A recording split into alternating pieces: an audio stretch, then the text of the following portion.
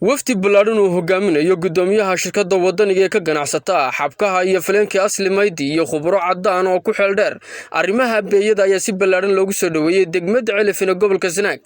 waxaana soo dhaweyntan wafdigana ka qayb qaatay salaadiin cuqaal waxgarad iyo mas'uuliyiin tiro badan ugu horeyn soo dhaweynta kadib waxa halkaasi ka hadlay cuqaal salaadiin waxgarad iyo mas'uuliyiintii soo dhaweeyay wafdigani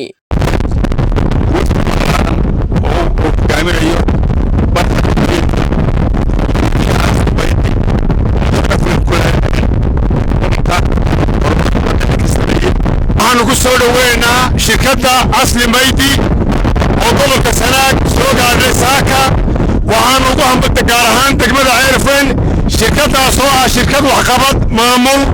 horumar ka samaysay dalka dhisay cusbitaaladan dhisay dhismo fara badan ceelal iskuulo hawlo badan gashay ayaanu halka ku soo dhaweynaynaa cusbitaallay dhisay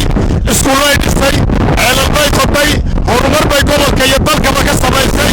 iyo badan mashaariic ay dhisay dadka barakacay samafal u fidisay shirkaddaas oo kale ayaanu jecelahay inay ku tusaale u noqoto oo ay raacaan shirkaddaas oo kale shirkadda asli maydi halkaas ay ku dhayin gudoomiyihii agaasimihii maamulkii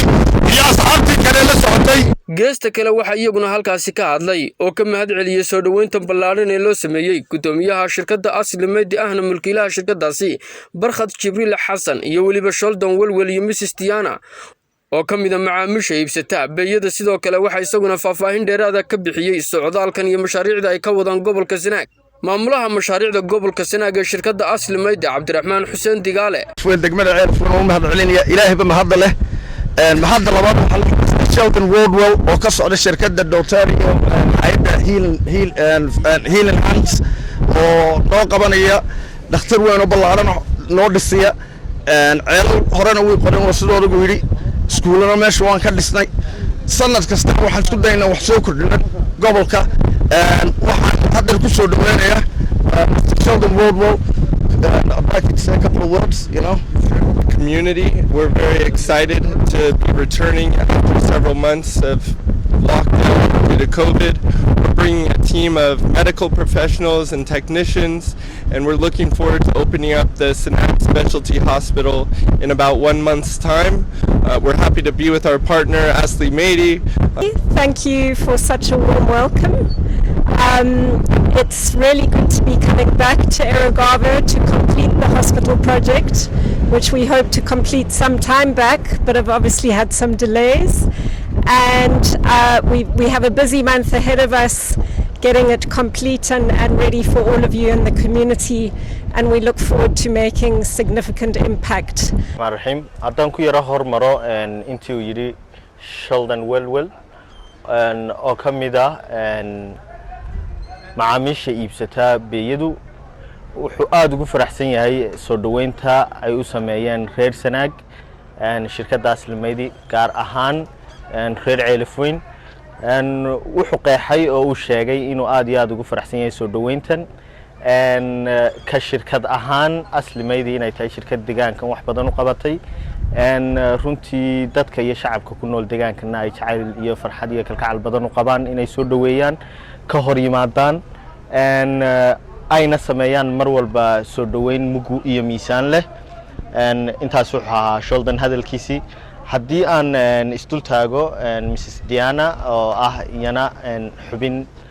weyn oo ka mid ah maamulka sare ee iibsadayaasha beeyada oo iyana cadaysay inay ku faraxsan tahay mashaariicda horumarineed ay ka wado shirkadda asli maydi gobol Sanaag iyo sida ay u horumarisay dhoofka iyo iibinta beeyooyinka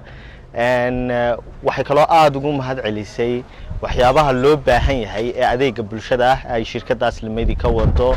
gobolkan Sanaag si haddii ay tahay horumarinta caafimaadka oo ay dhakhaatiir dhistay haddii ay tahay kabista iyo taageerista MCHs ka kala duwan sida MCH ka degmada Celifin oo shirkaddu ballan qaaday inay qayb libaax leh ay ka qaadanayso dhismihiisa aad iyo aad bay ugu faraxsan yihiin sida ay ku qeexeen darooyinkooda soo dhaweynta qiimaha badan ay u sameysay bulshada reer Sanaag gaar ahaan reer Celifin runtii intaas waxay ahayd hadaladoodii haddii aan gabagabeeyo anigoo ku hadlaya afka shirkadda aad iyo aad baan ugu faraxsannahay soo dhaweynta qiimaha badan ay noo sameeyeen dadka ku nool degaankani